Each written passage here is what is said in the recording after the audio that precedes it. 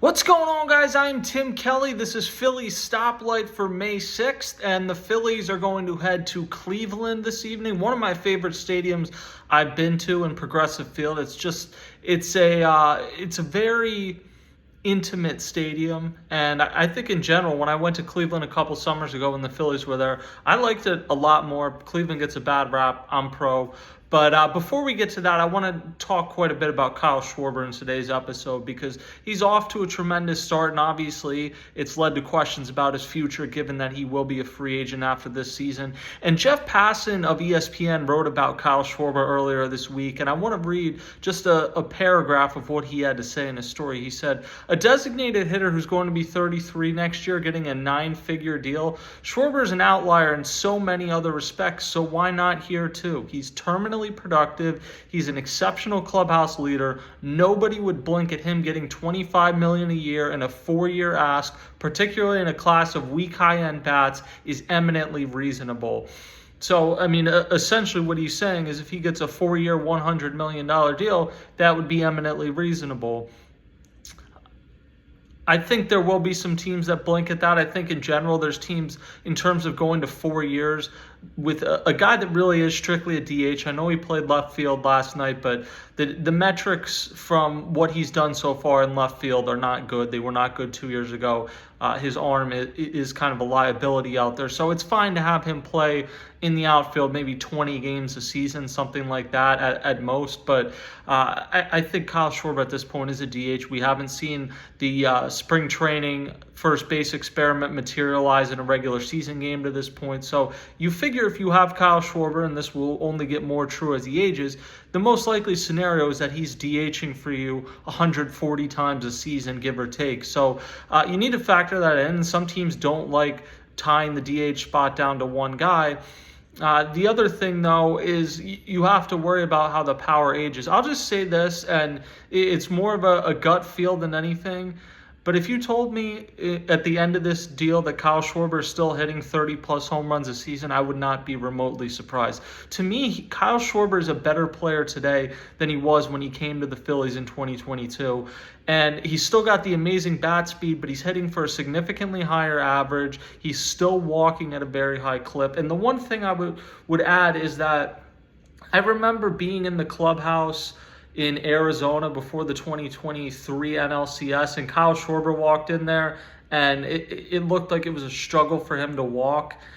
He was dealing with a knee injury that year, and I remember thinking, like, man, maybe the second half of this contract won't be great because he just physically breaks down. It's been the opposite. Going to DH, getting the knee right, not having as much stress on his body, and obviously just becoming more...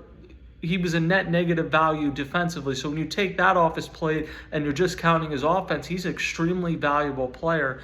So I don't feel bad about, even though Kyle Schwarber is going to be 33 next year, committing a multi-year deal to him. 4 years is a little higher than I would have expected. And it gets you in a position where in 2029, which would be the final year, if he signs a 4-year extension after this year, you would have 4 guys on your roster that you're paying significant chunks of money: Schwarber, Bryce Harper, Trey Turner, and Aaron Nola, who are all 36 years old. And that says nothing of, let's say, Zach Wheeler decides he does want to pitch another year or two after this deal. You would have an extremely old team at that point, and chances are it's not going to go well. And I think anyone that lived through 2012 to 2021 is going to kind of have a fear of putting yourself in a position like that. Now, the flip side of that is, I mean, there were some drastic things that happened. Chase Utley's knees were degenerative. Ryan Howard had the Achilles injury that destroyed his career. Maybe these guys all age better, or at least most of them age better.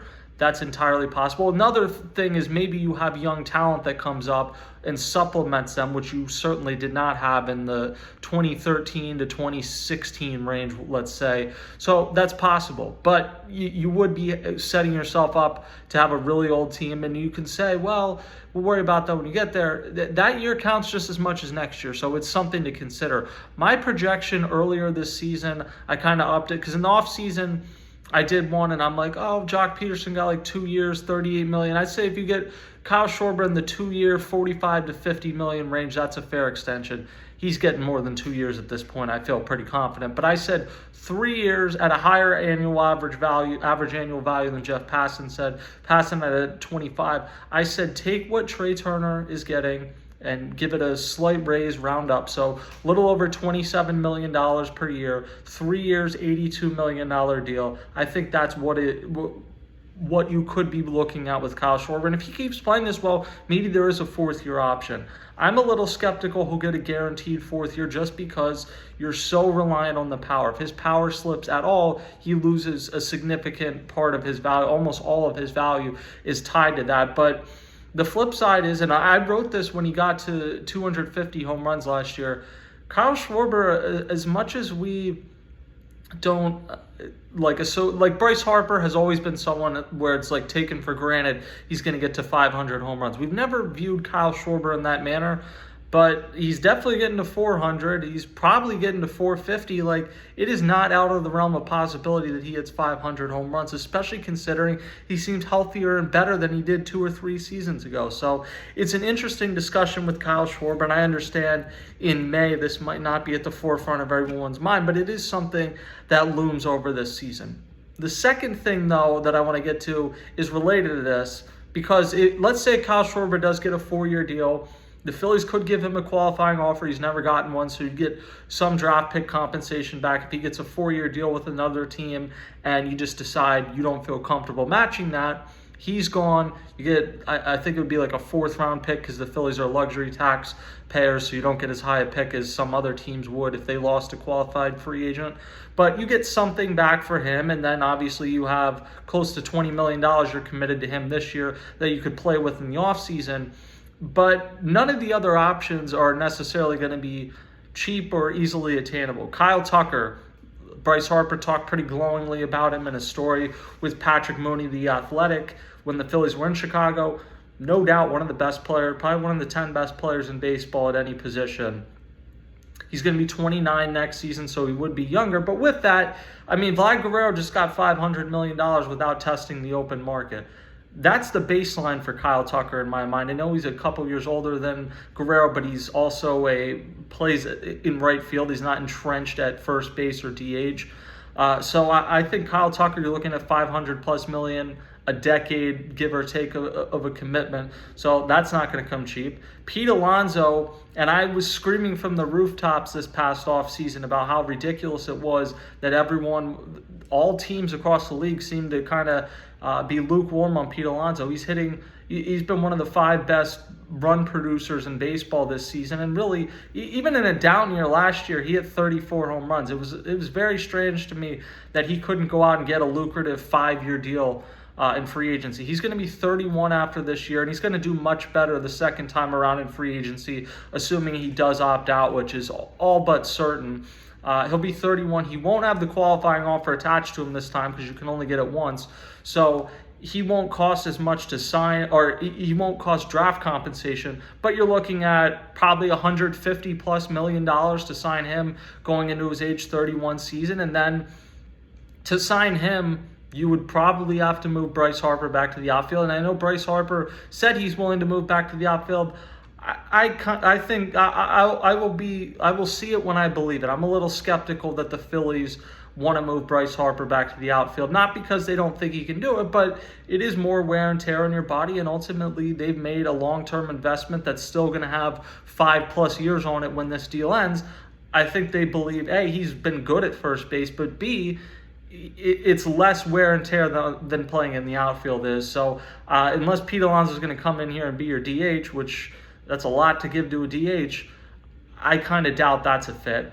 The only other one that came to my mind, if Schwarber leaves, and assuming you're backfilling that, you're trying to get another superstar in here, because that's what Kyle Schwarber is right now. There's times where it feels like he's the most important player on the Phillies, even though he doesn't play in the field. I get that. But between his leadership and the fact that he's been a 40 to 50 home run guy every year, and he's raised the average drastically the last couple seasons, he is as important. So you're talking about trying to backfill that with a superstar. Well, Rafael Devers is making quite a bit of noise in Boston. He was very upset that they moved him off of third base when they signed Alex Bregman. It's possible Bregman opts out after this year, leaves, and Devers goes back to third, and that's solved. But Bregman's playing really well right now. I would think they're going to try to re-sign him. And now Devers was asked when Tristan Casas had a season-ending injury, would you go to first? And he said no.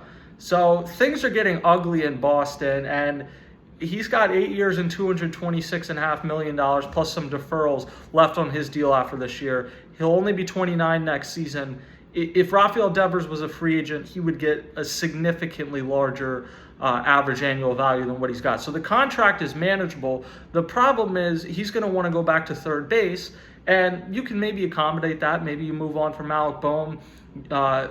Maybe the Red Sox are interested in Alec Bohm. I don't know. With the Green Monster, maybe his power plays up even a little bit more. But you move on from Alec Bohm, put Rafael Devers at third. Rafael Devers has been a terrible third baseman by statistics and eye tests through his whole career. So, like, offensively, it makes all the sense in the world. You're maybe even upgrading. He's not going to hit as many home runs as Kyle Schwarber, but he is just a great overall hitter. But it's a large commitment, and it's somebody, in the best case scenario, at some point in the not so distant future, he accepts, yeah, I'll play first base, or yeah, I'll be the DH. And then you have first and DH just locked up between him and Harper. You don't have the ability to put Turner or anyone else there as they age. And in the worst case scenario, he wants to play third, and you're kind of stuck with a guy that's a great hitter and not a good third baseman for 8 years. And I mean, there's worse fates than having Rafael Devers. I get it.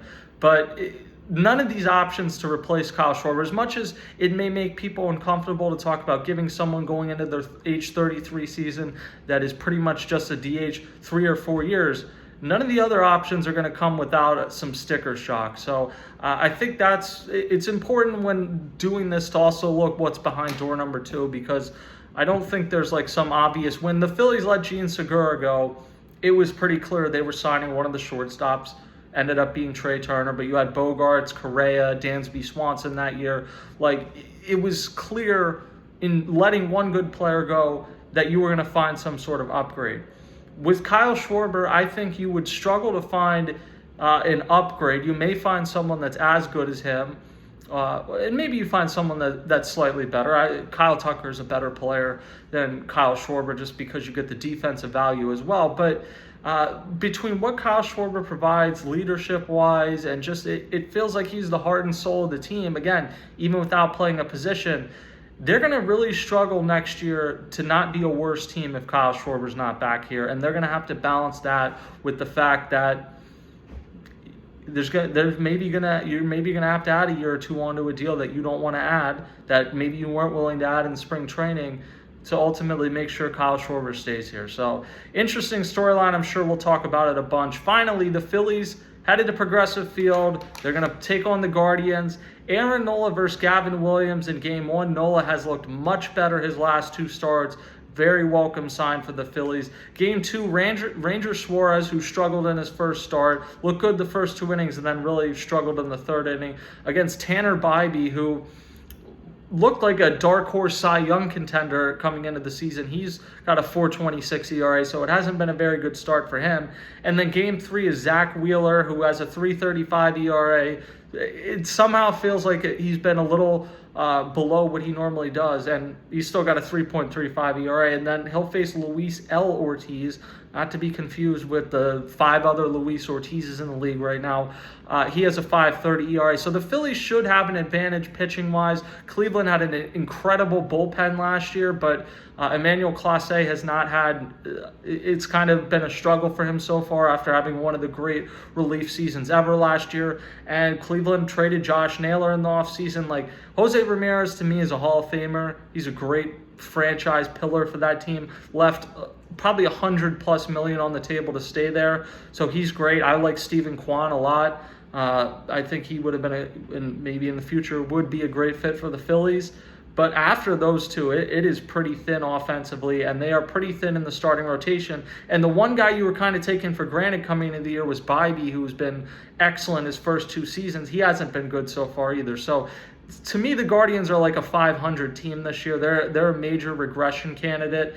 And this is a series that the Phillies should go in and probably take 2 out of 3, if not sweep. So it will be an interesting weekend series. I think Kyle Schwarber, as we've talked about, is going to continue to have a great season, and we're also going to continue to see this starting rotation. So a ton of stuff to get to this weekend, and I will talk to you guys after it all when this series wraps up. For now, I'm Tim Kelly. This is Phillies Stoplight. I'll see you next time.